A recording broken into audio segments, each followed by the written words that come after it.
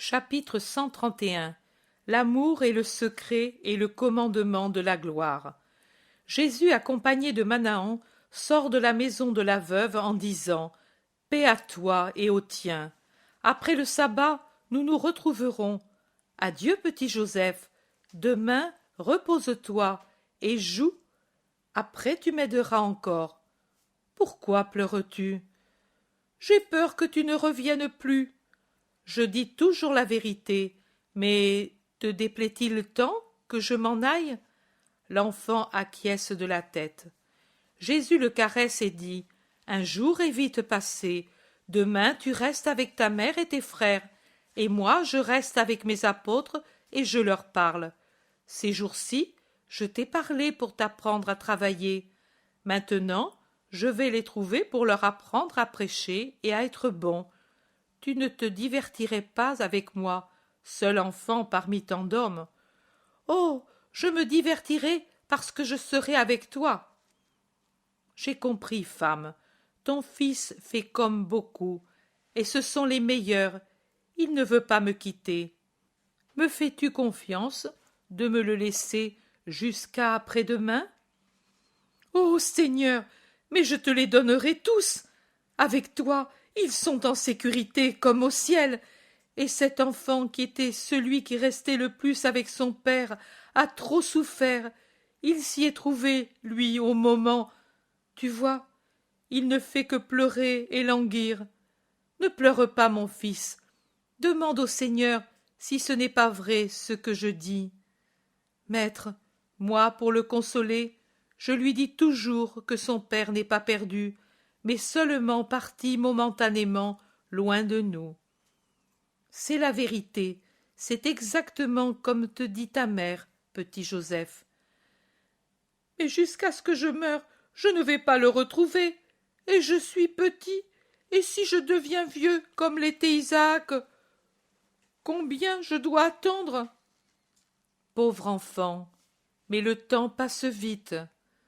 Non, Seigneur, cela fait 3 semaines que je n'ai plus le père, et cela me paraît si long, si long. Moi, je ne peux me passer de lui. Et il pleure sans bruit, mais avec une profonde peine. Tu le vois, il est toujours ainsi, et spécialement quand il n'est pas pris par des choses qui l'absorbent. Le sabbat est un tourment. J'ai peur qu'il ne meure. Non, j'ai un autre petit, sans père et sans mère. Il était amaigri et triste. Maintenant, auprès d'une brave femme de Bethsaïda, et avec la certitude de ne pas être séparé de ses parents, il a refleuri en sa chair et en son esprit.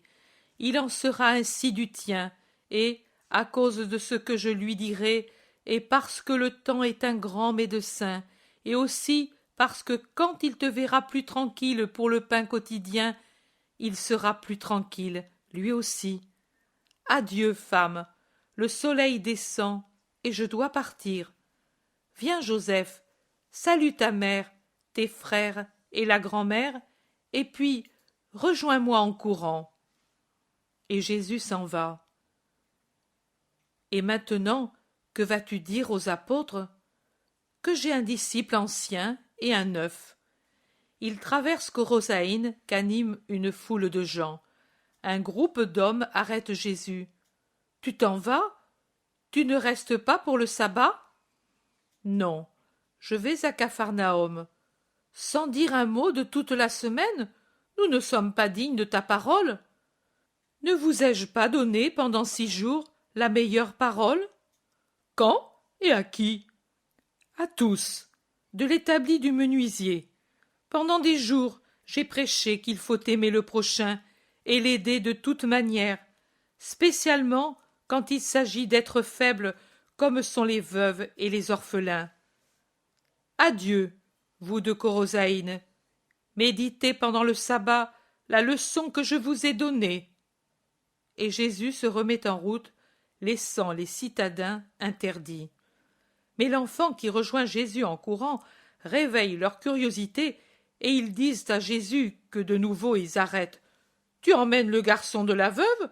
Pourquoi? » Pour lui apprendre à croire que Dieu est Père et qu'en Dieu il trouvera aussi le père perdu, et aussi pour qu'il y ait quelqu'un qui croit ici à la place du vieil Isaac.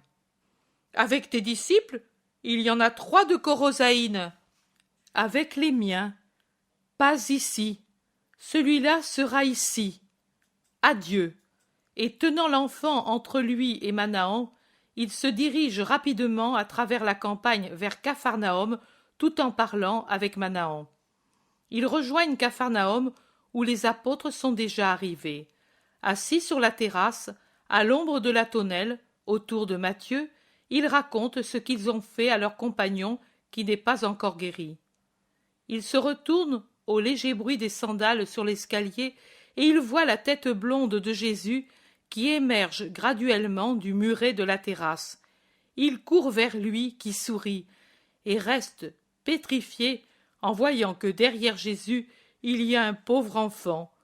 Manahan monte aussi, magnifique en son vêtement de lin blanc que fait ressortir davantage la beauté de sa ceinture précieuse, son manteau rouge flamme de lin teint, si brillant qu'il paraît être en soie, à peine fixé aux épaules pour lui faire en arrière une sorte de traîne, son couvre-chef de byssos que tient un fin diadème d'or, une lame burinée qui coupe en son milieu son large front en lui donnant en quelque sorte un air de roi d'Égypte.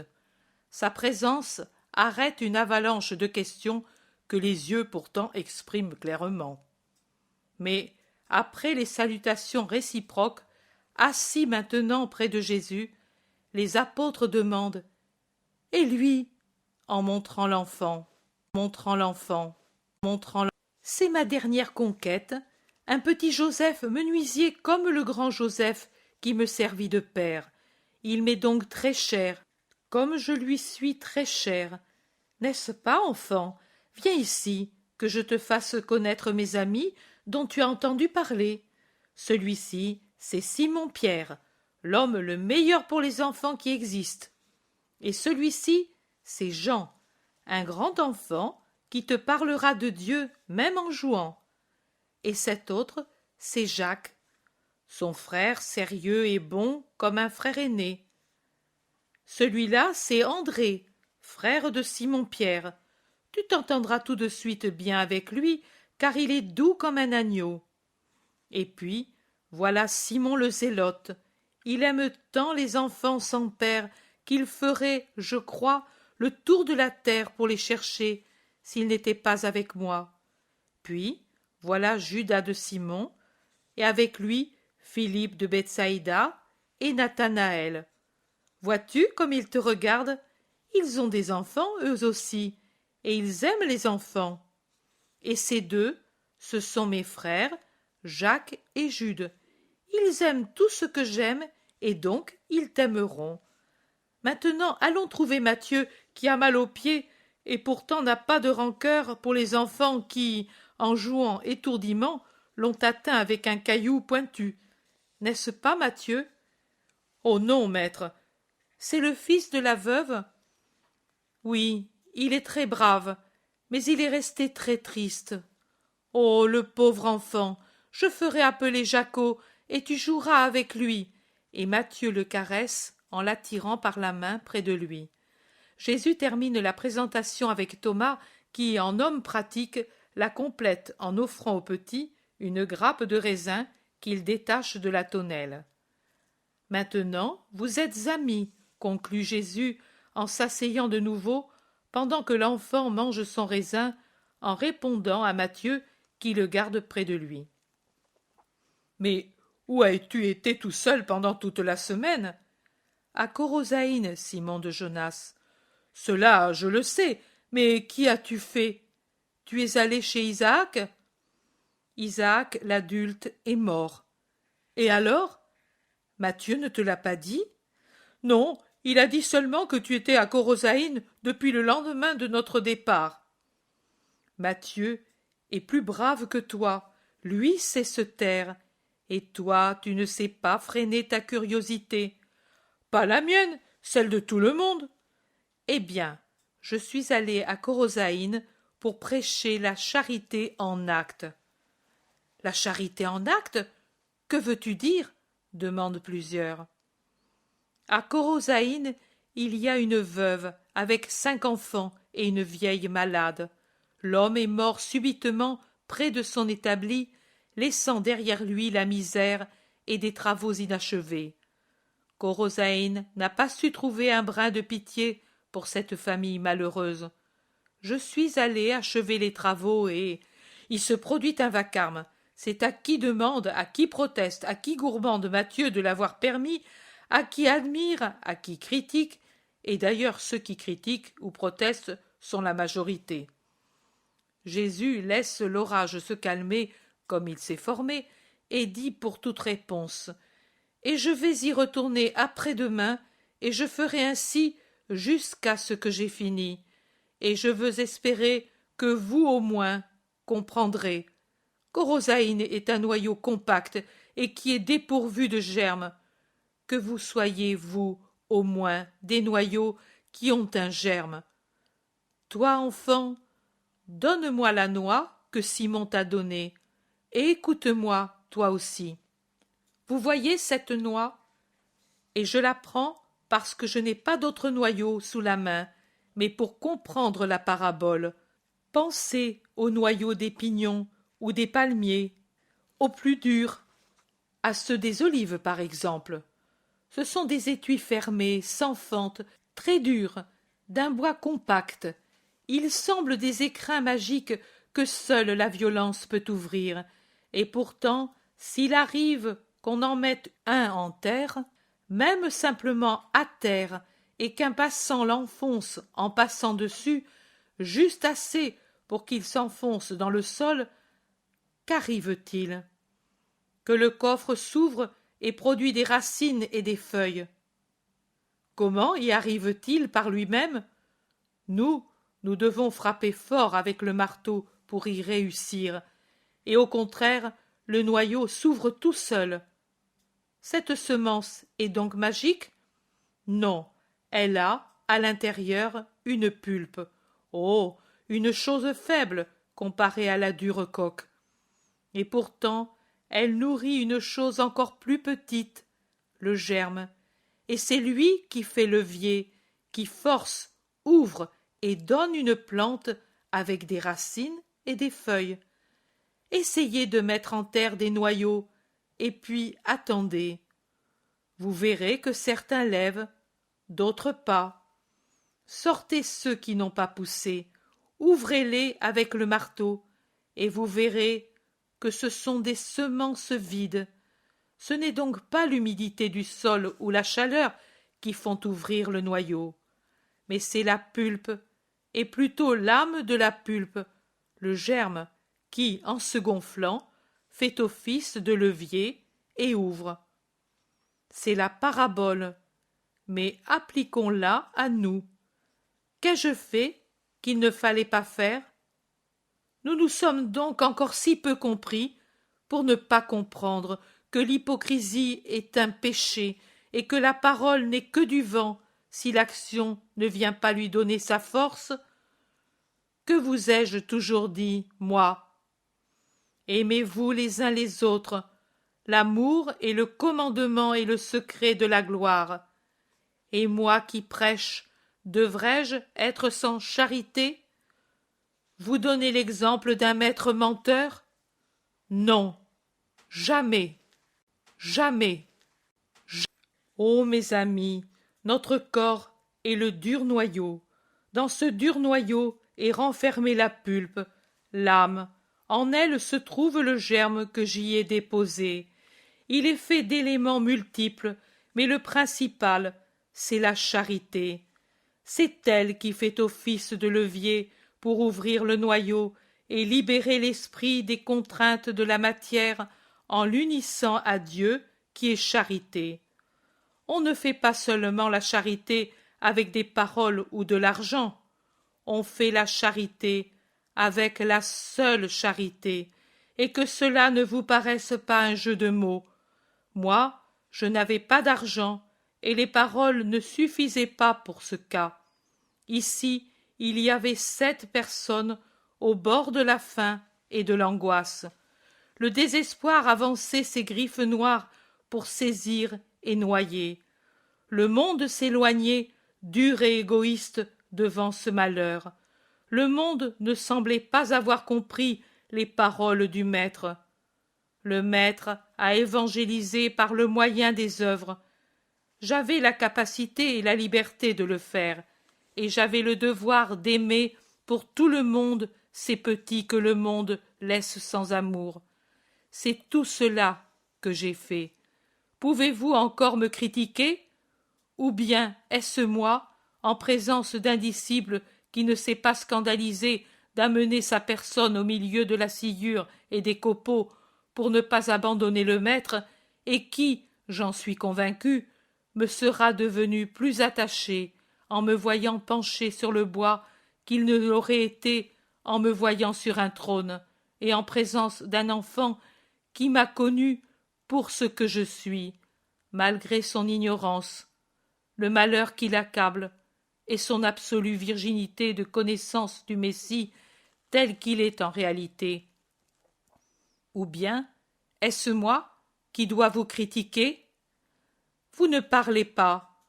Ne vous mortifiez pas seulement pendant que j'élève la voix pour redresser les idées erronées. C'est par amour que je le fais. Mais mettez en vous le germe qui sanctifie et ouvre le noyau, où vous serez toujours des êtres inutiles. Ce que j'ai fait, vous devez être prêts à le faire, pour l'amour du prochain, pour amener à Dieu une âme. Aucun travail ne doit vous être trop lourd. Le travail, quel qu'il soit, n'est jamais humiliant, mais humiliantes sont les actions basses, les faussetés, les dénonciations menteuses, les duretés, les injustices, l'usure, les calomnies, la luxure. C'est cela qui mortifie l'homme. Et pourtant, cela se fait sans honte, même par ceux qui veulent se dire parfaits et qui sûrement se sont scandalisés de me voir travailler avec la scie et le marteau. Oh, oh, le marteau, le méprisable marteau, s'il sert à enfoncer des clous dans le bois pour fabriquer un objet qui donne à manger à des orphelins, comme il deviendra noble. Le marteau sans noblesse, s'il est dans mes mains et pour une fin sainte, comme il n'aura plus cette apparence, et comme voudront l'avoir tous ceux qui maintenant se mettraient à crier au scandale à cause de lui. Ô homme, créature qui devrait être lumière et vérité, comme tu es ténèbres et mensonge. Mais vous au moins, comprenez ce que c'est que le bien, ce que c'est que la charité, ce que c'est que l'obéissance. En vérité, je vous dis que nombreux sont les pharisiens et qu'ils ne sont pas absents parmi ceux qui m'entourent. Non, maître, ne le dis pas. Nous, c'est parce que nous t'aimons que nous ne voulons pas certaines choses. C'est parce que vous n'avez encore rien compris.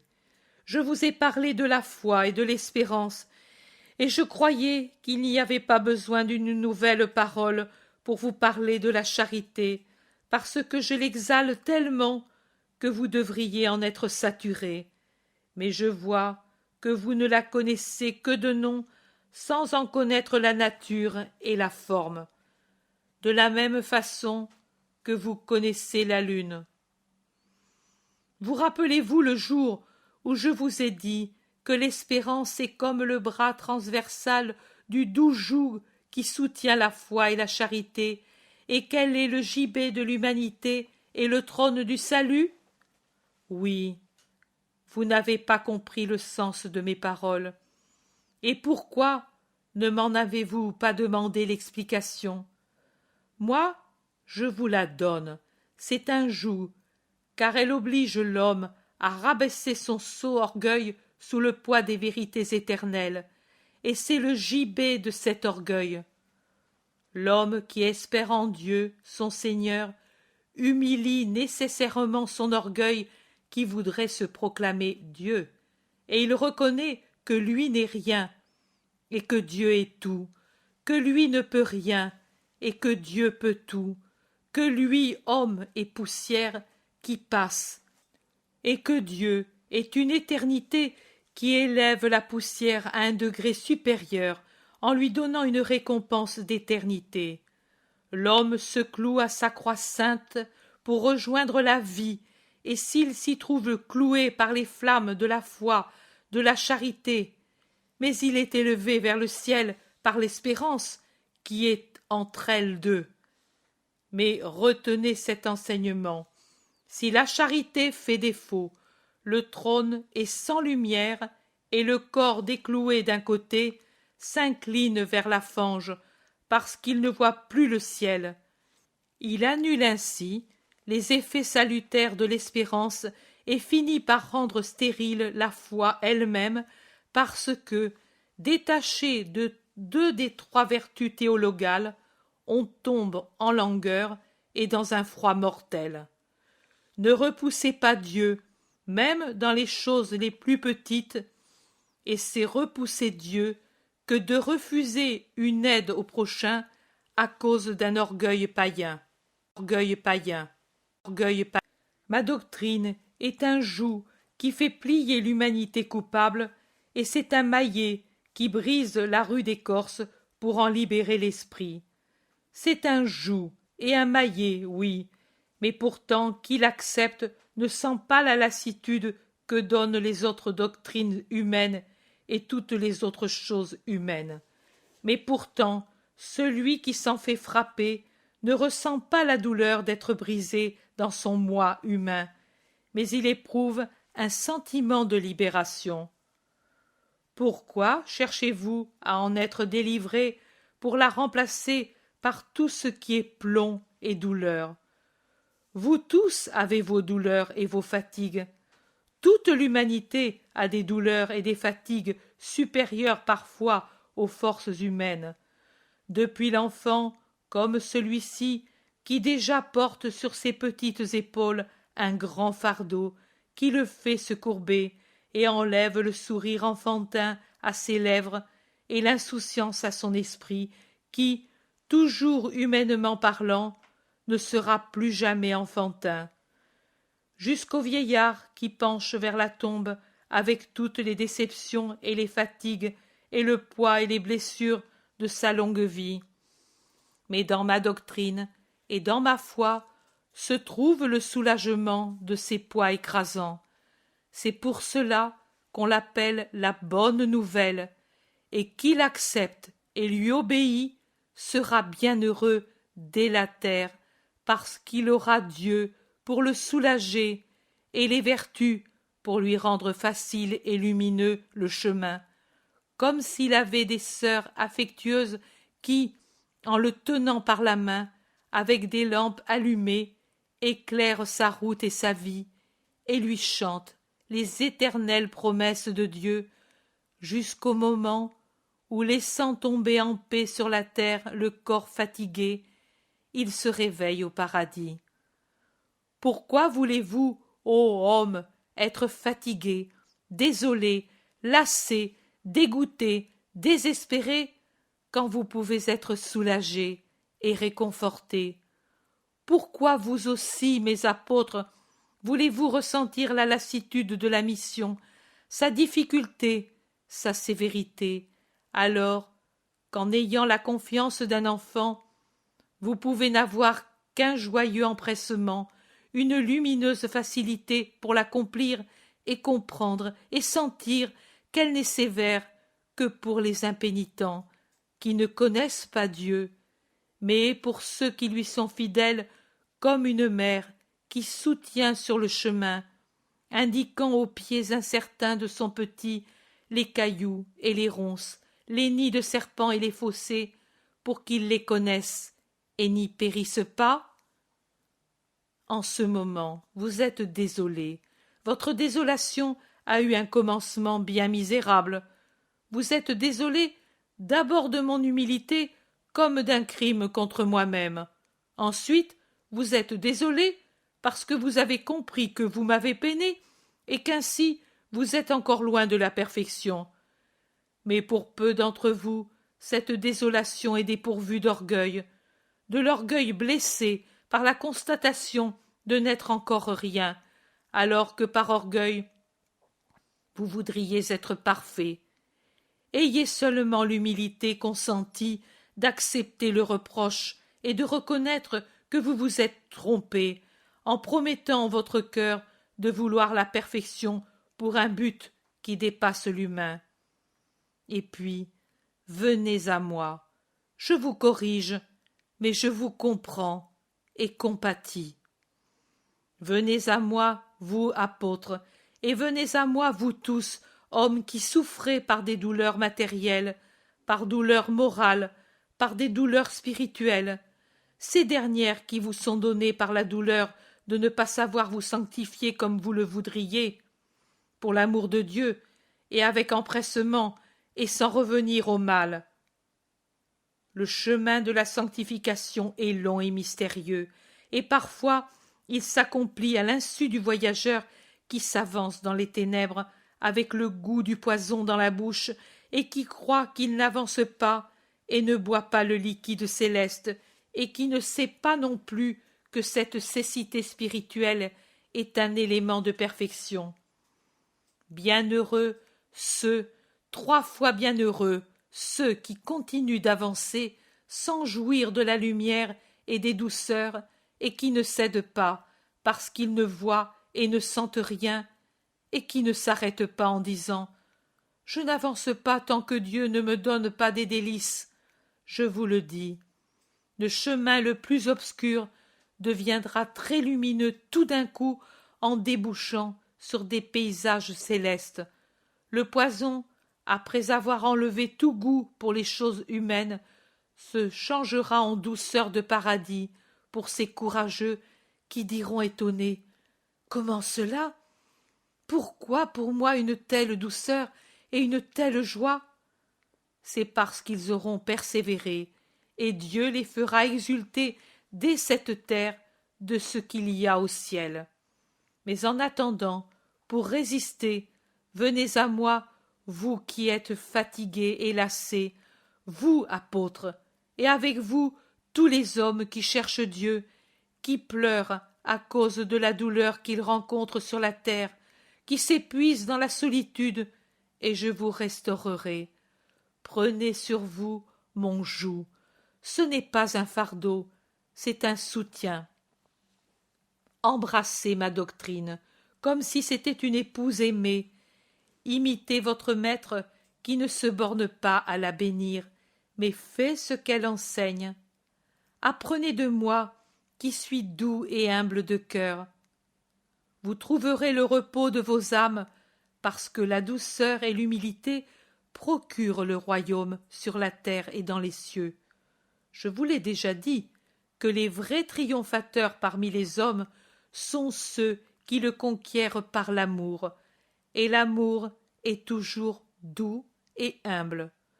Je ne vous donnerai jamais à faire des choses qui dépassent vos forces, parce que je vous aime, et que je vous veux avec moi dans mon royaume. Prenez donc mon insigne et mon uniforme, et efforcez-vous d'être semblable à moi, et tel que ma doctrine vous enseigne. N'ayez pas peur, parce que mon joug est doux, et son poids est léger. Alors qu'infiniment puissante est la gloire dont vous jouirez si vous êtes fidèles. Infinie et éternelle.